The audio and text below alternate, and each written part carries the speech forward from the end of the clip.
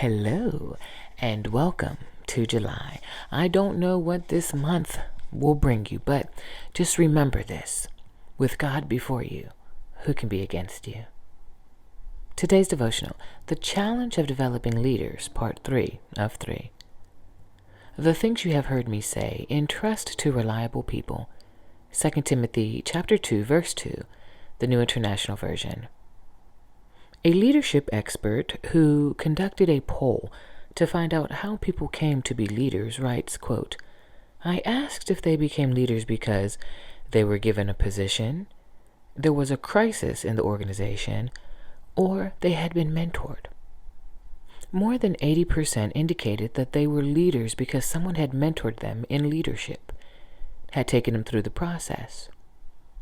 As leaders, if we feel any uncertainty or insecurity about the leadership development process, it is usually not related to the training we give.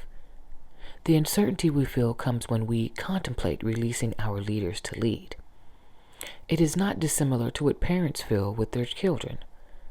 My children are grown and have families of their own, but when they were teenagers, the hardest thing for my wife and me was releasing them to go their own way and make their own decisions.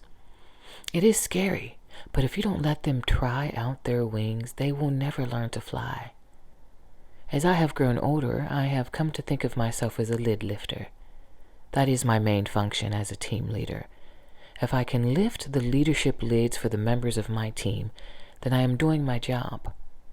The more barriers I remove for my people, the more likely they are to rise up to their potential. End quote. Jesus told his disciples in John chapter 15, verse 16, the New King James Version, You did not choose me, but I chose you and appointed you, that you should go and bear fruit, and that your fruit should remain. If you want lasting fruit and enduring results, take the time to develop leaders. Have a blessed day. And you know what? That is so true about your children, because I have 3 children and my 2 oldest are like, let me get out there and do.